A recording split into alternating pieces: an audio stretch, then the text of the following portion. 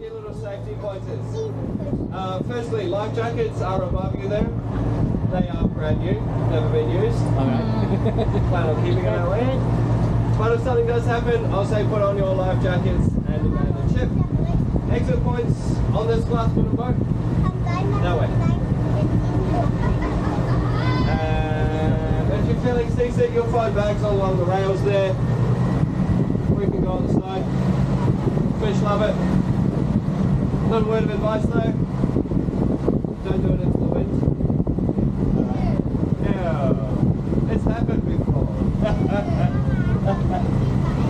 Last but not least, if someone does fall over the side, please point to them and shout, "First overboard!" And we'll turn around and pick them up. All good? All good?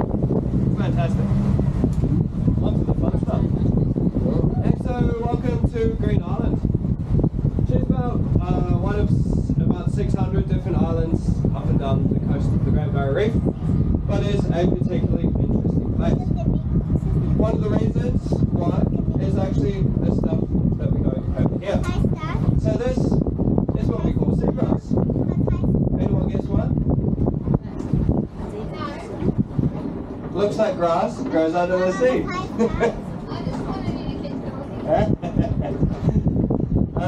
But despite looking like grass, this stuff is actually super cool. And it is a green sea turtle's favourite thing to eat. Make sure you get the name green sea turtle because their insides are all green from eating seagrass. Another cool thing about this seagrass is that per square metre it will absorb more carbon dioxide from our environment than a forest will. By a lot, by about 30% more. So it's a good, really good carbon sink. And Green Island is actually the only place up and down the reef where coral and seagrass grow right next to each other. This boat doesn't go backwards, I'm afraid, otherwise we get bubbles.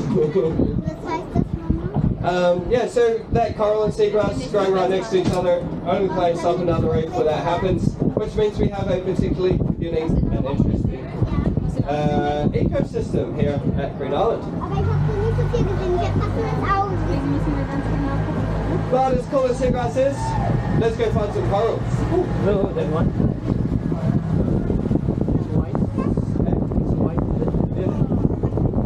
So the reef structure around Green Island is what we call a patchy reef because it grows in patches. If you look out around us on the water, you'll notice lighter patches and darker patches of water.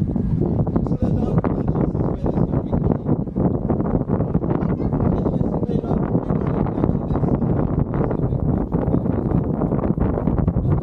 this big one here that we'll go around. So Green Islands, round about the last ice age, looked like that. And some sand washed onto it.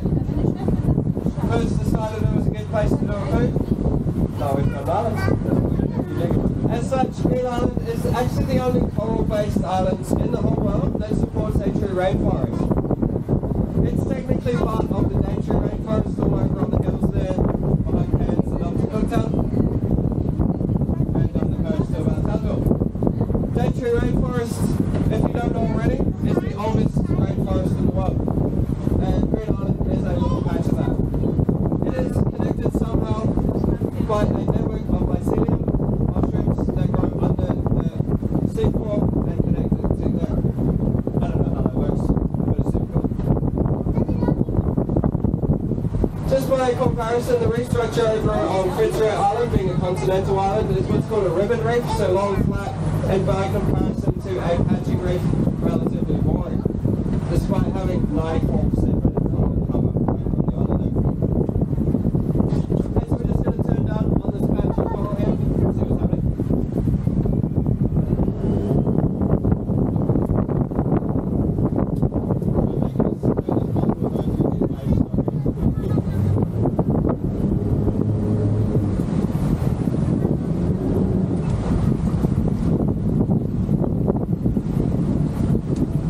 Let's also put it into perspective where we are in the world. We are, of course, on the Great Barrier Reef. Just to put into perspective how sort of important the reef is, it starts just south of Papua New Guinea and stretches down the coast to a place called Lady Alien Island. It's about 2,600 kilometers long and accounts for 1/3 of all coral growing in our oceans.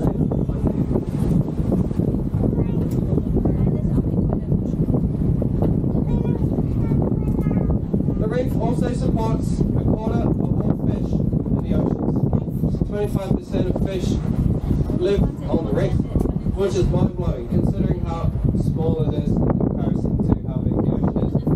The reef, the Great Barrier Reef, lives up to its name and is truly a concentration of life in our oceans. Nice.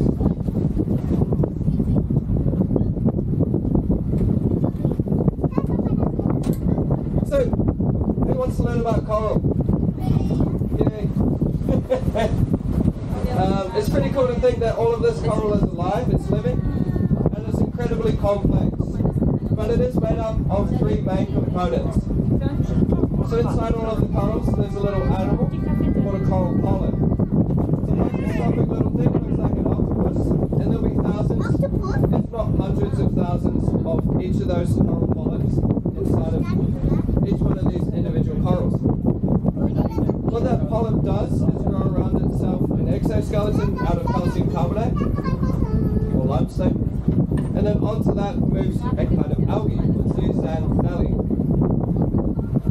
That algae gives the coral its color, and it also uses sunlight to photosynthesize and produce a sugar, which in turn feeds that coral polyp.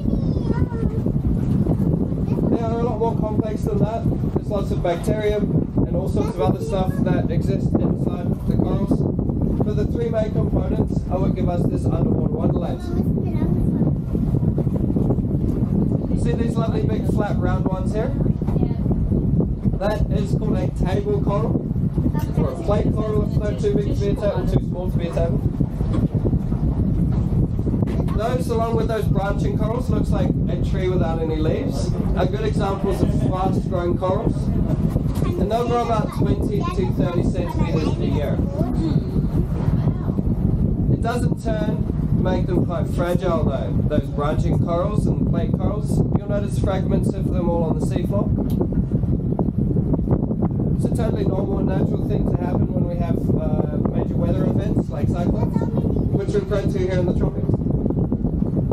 Those bits down the bottom get sort of ground down, moved around in the swell, and is what our beautiful golden sandy beaches are. So those beaches over on the Green Island there are all ground down coral. The other thing that those broken off bits down the bottom do is they form the foundation of the reef. So those little coral polyps, they have to settle on a dead bit of coral in order to start growing.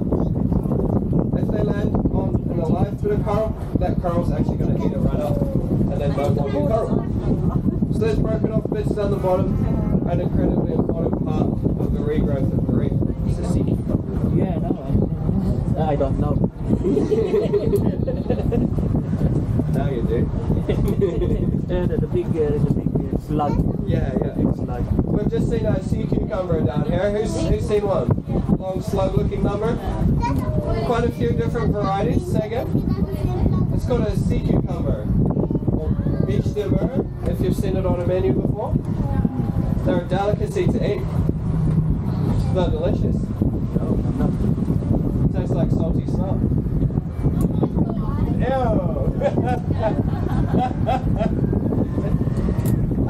But interestingly enough, those guys, well, they're an incredibly rudimentary animal. They have a mouth, a stomach, and a bum, and they are called the vacuum cleaners because they scoot along the bottom and clean up the ocean. But they're actually Australia's first international trade as well. And Green Island was a place where they were farmed, harvested, and then sold mostly to South Asia. We know that was going on a very long time ago because over on those hills there, there's some paintings and some caves there that depict Chinese ships coming and trading in sea cucumber. There's also been fragments of Chinese ceramics found there that predate European times.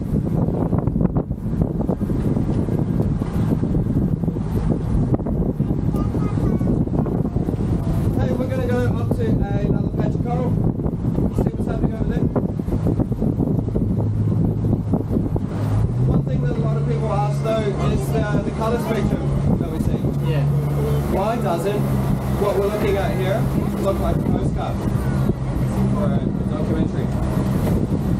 good news is the coral is in perfectly good health and exactly what a catching reef should look like. I say that though, but the water temperature is a lot higher than it should be this time of year, and we are experiencing a little bit of bleaching, but nothing too uncommon. Anyway, so what's actually going is why we can't see those very vibrant red colours like you do see in photos, is the seawater is filtering out the sunlight. It starts at the top of the rainbow with red, so that's why you don't see any very, very vibrantly red colours. Like a big lens. Yeah. If we were, for example, to put something red like that fire extinguisher in amongst this well, it's probably going to look brown or even grey. So when you take photos underwater, take an artificial white light to make those colours pop. And some fish actually use that to their advantage, so they're very vibrantly red, but when in the water, they look grey, so they're more camouflage. Pretty clever.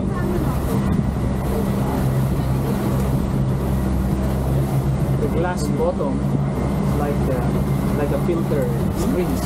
The glass bottom filters the color, so we can. No, the glass won't filter. It's the seawater. The seawater.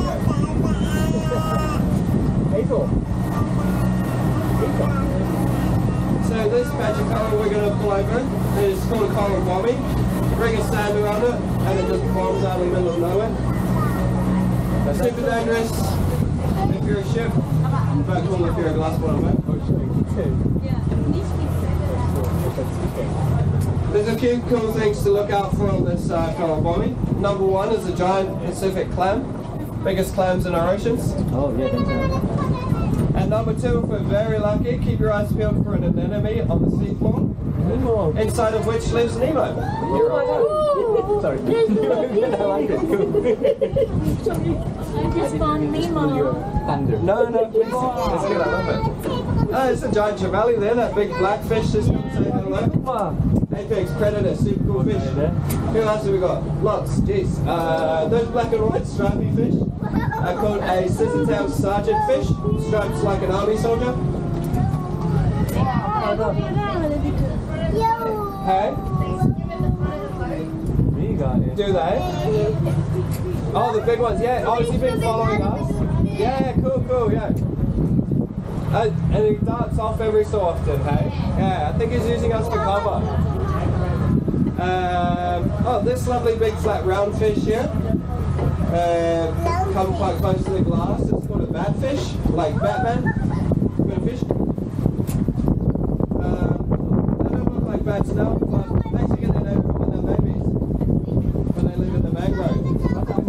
Or on the coast here. Right there, that small black